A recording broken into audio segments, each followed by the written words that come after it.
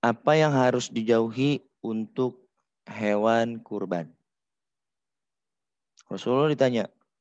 Kemudian Rasulullah memberikan isyarat dengan tangannya. Lantas bersabda. Ada 4. Kata Nabi. Yang pertama, hewan yang jelas-jelas pincang kakinya. Nah, ini nggak boleh, harus dijauhi. Yang kedua, hewan yang jelas buta sebelah matanya. Kemudian yang ketiga, hewan yang sakit. Dan yang keempat, hewan yang kurus, tak bergaji, kurus. Tulangnya doang sama kulit. Ya, atlet antara tulang dan kulit, kurus, nggak ada dagingnya. Gitu. Jadi dua-duanya harus ada tulang, harus ada daging. Duanya harus ada tuh. Masa tulang doang nggak ada dagingnya? Atau misalnya daging doang nggak ada tulangnya? Nah, gimana tuh? Nggak bisa gerak. Daging doang nggak ada tulangnya. Kemudian yang B, hewan yang dapat dijadikan sebagai hewan kurban adalah, nah, nih yang dapat dijadikan sebagai hewan kurban yang pertama yaitu kambing. Yang kedua sapi, yang ketiga kerbau, yang keempat unta. Pak, domba boleh gak domba? Boleh. Itu, Pak, korban telur 2 kilo boleh gak? Nggak boleh, masa telur sih. Nadifa jangan telur ya. Nggak boleh telur. Pak, atau Pak saya mau ayamnya Pak. Jangan. Karena apa? Karena tidak bisa, dagingnya itu tidak cukup untuk diberikan kepada orang banyak. Hewan-hewan kurban tersebut harus memenuhi syarat tertentu. Antara lain sebagai berikut. Yang pertama, nih, boleh ditulis, boleh digarisbawahi, boleh dikasih tanda. Domba atau gibas berumur 1 tahun atau telah berganti giginya. Atau kalau bahasa tukang kambing itu biasanya udah kupak. Giginya tuh udah ganti.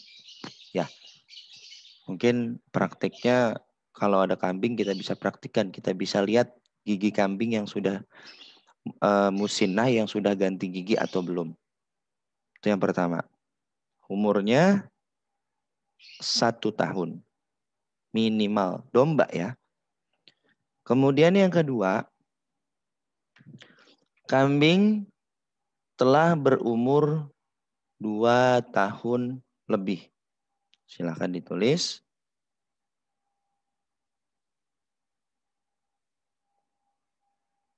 Kambing berumur 2 tahun lebih.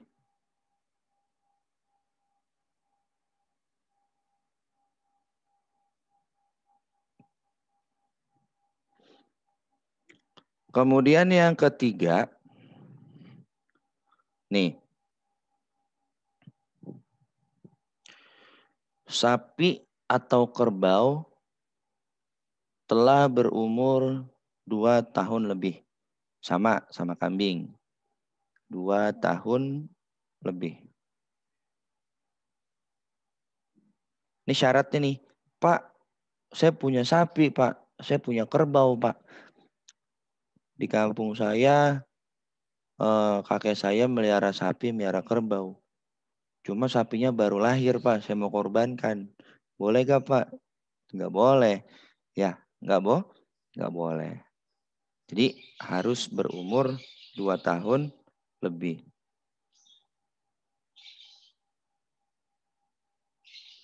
Kemudian yang keempat, yaitu unta telah berumur 5 tahun lebih.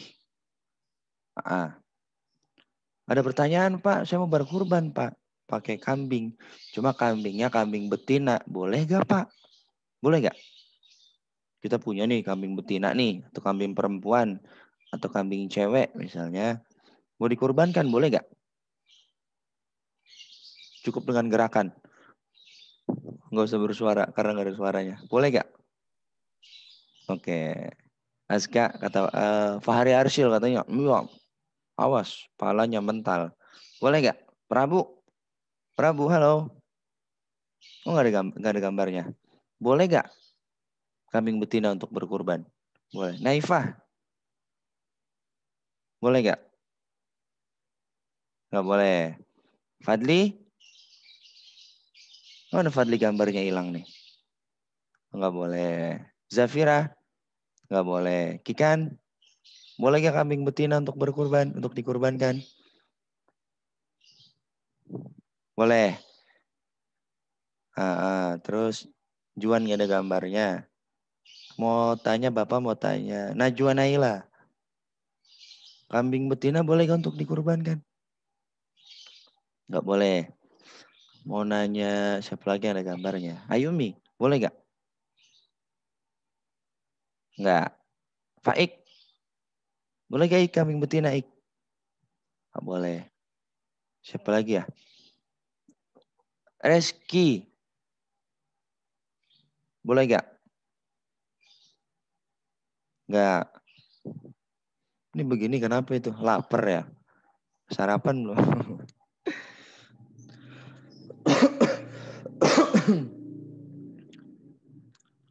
Ya, jadi berkurban menggunakan kambing betina itu diperbolehkan.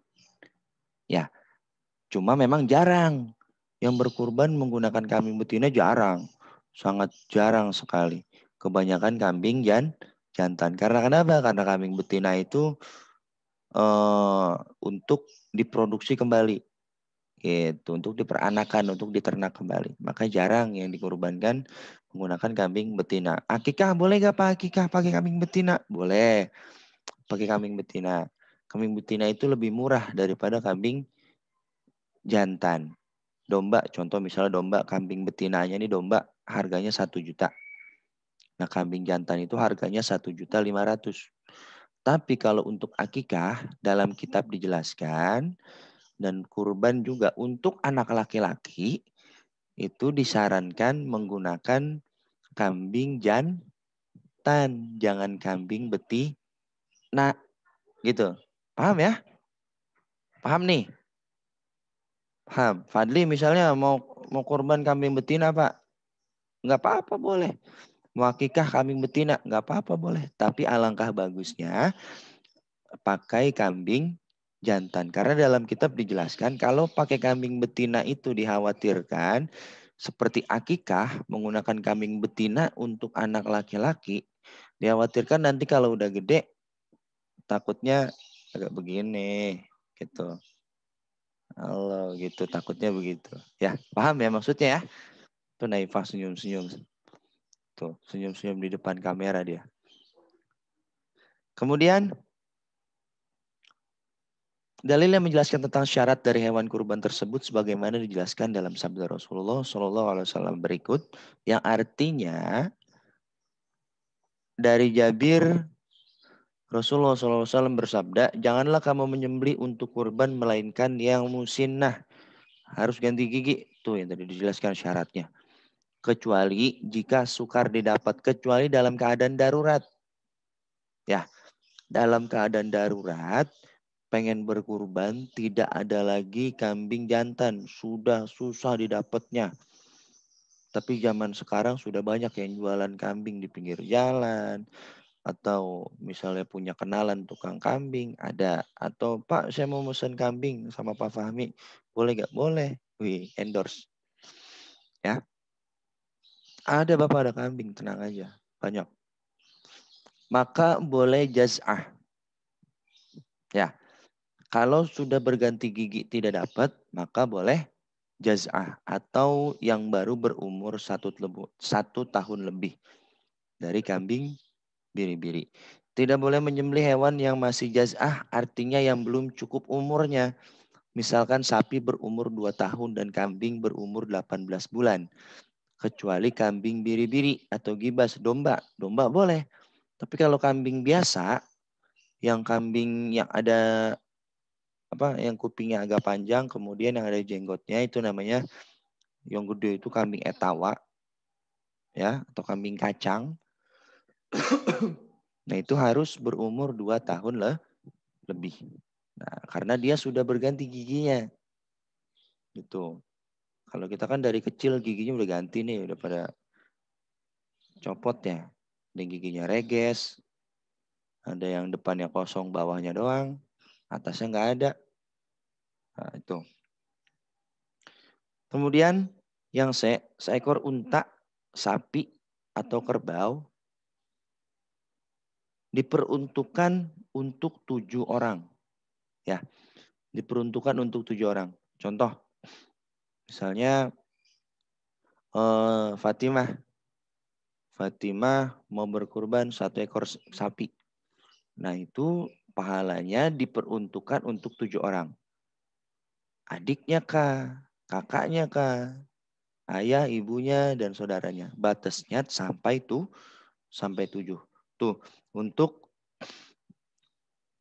unta, sapi, dan kerbau.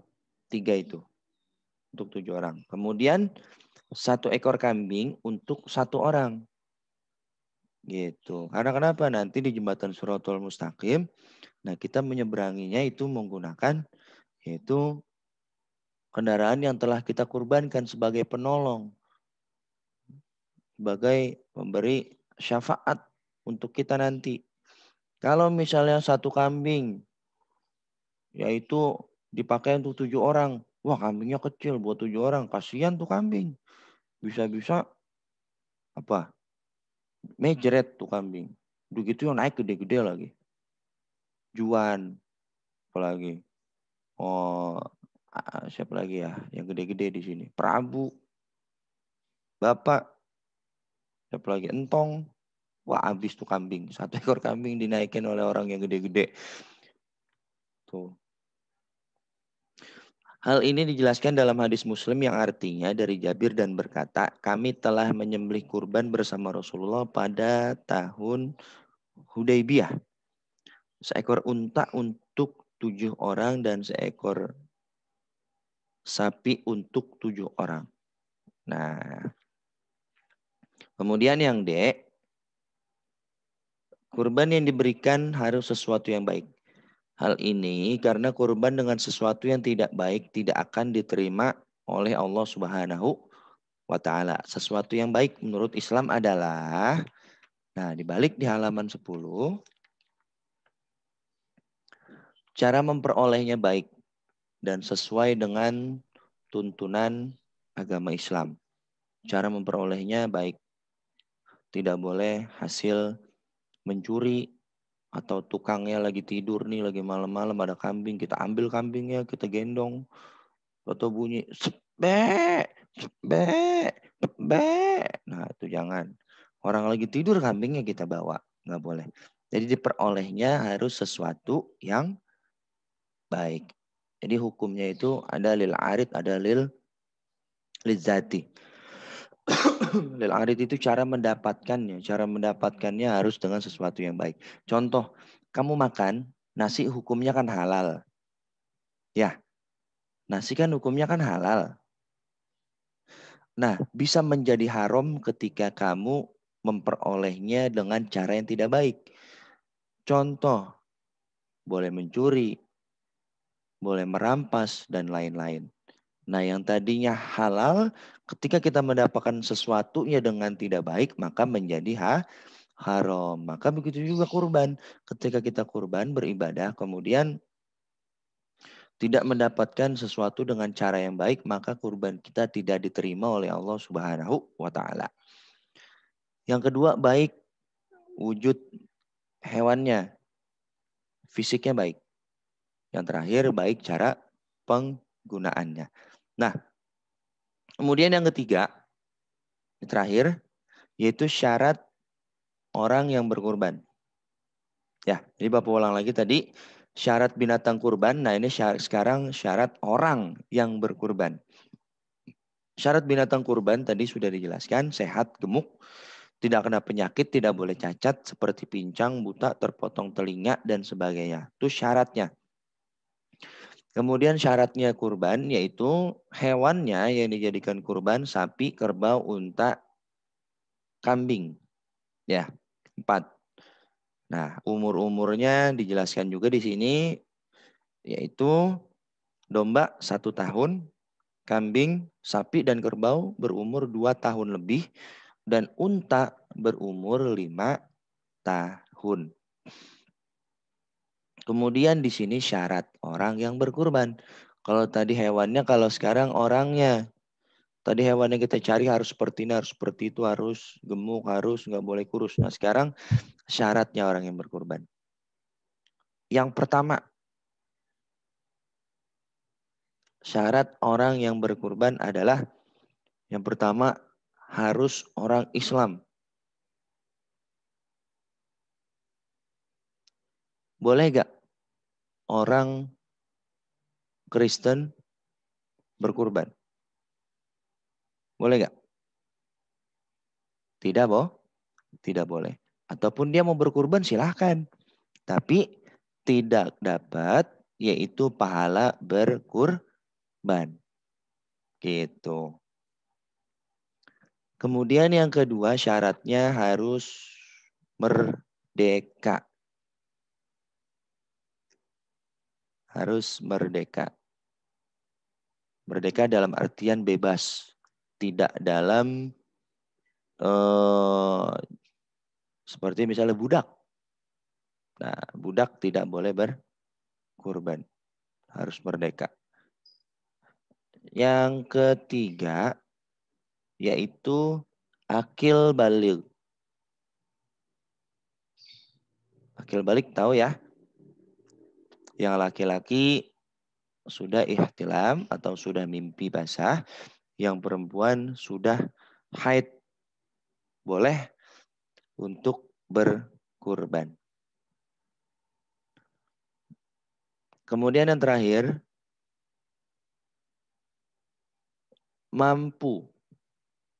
Yang pertama Islam, yang kedua merdeka, yang ketiga akil baligh. Mohon maaf, yang ketiga berakal. Ini disatuin. Yang ketiga berakal, tidak boleh orang gila, tidak boleh orang gila untuk berkurban. Yang keempat baligh. Yang kelima yaitu harus ada hewan kurbannya. Didapatkan, tidak boleh berhutang atau dalam kurung yaitu mampu. Kenapa senyum-senyum? Di chattingan ini ada apa nih? Ajakin mabar. Nanti mabarnya kalau sudah libur, hari apa liburnya? Sabtu, Minggu, boleh. Sudah? Jembatan kita sama, Pak. Jadi apa namanya? Syarat orang yang berkurban yang pertama Islam, ini harus dihafal nih. Karena nanti akan keluar ketika ujian. Syarat orang yang berkurban yang pertama Islam, yang kedua merdeka, yang ketiga berakal, yang keempat baligh, yang kelima mampu. Itu ini harus dihafal. Berikut juga dengan syarat-syarat hewannya. Ya, yang pertama gemuk, sehat, yang kedua tidak kena penyakit, kemudian tidak kena corona, kemudian yang ketiga tidak cacat seperti pincang dan lain-lain. Kemudian yang keempat tidak buta, yang kelima tidak terpotong telinga. Tuh harus dihafal. Jadi syarat hewan kurban ada tuh 5. Syarat orang yang berkurban ada 5. Ya, sudah sampai di situ saja. Ada pertanyaan? Silakan yang mau bertanya. Diaktifkan. Bapak tunggu sampai 2 hari. Kalau nggak ada Bapak tutup. Nggak ada. Nggak ada nih. Pak. Ya. Oke, kalau sudah Kayaknya tidak cepet ada. banget. Iya nih, tinggal 6 menit. Nanti ya lagi di proses. Sudah chattingannya sudah. Lagi belajar. Lagi diproses untuk Zoom yang Pro. Jadi kita nanti bisa Zoom dari pagi, dari hari ini sampai ketemu besok, nggak berhenti-berhenti bisa. Ya, lagi diproses. Aku punya, Pak. Iya, nanti lagi diproses Zoom yang Pro. Mudah-mudahan semua lancar, nggak ada hambatan ya. Nah, sebelum kita tutup dengan doa, yuk videonya diaktifkan dulu semuanya. Bapak mau ambil gambar, Bapak mau screenshot untuk laporan nanti. Ayo, videonya dibuka.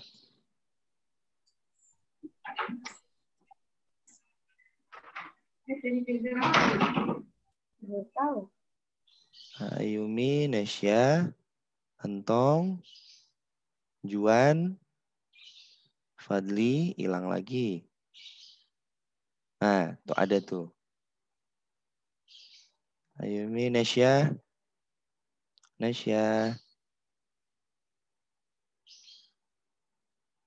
Halo guys. Ya guys. Sudah? Terlalu.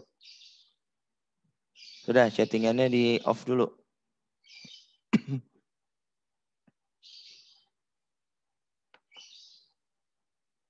Udah ya. Senyum.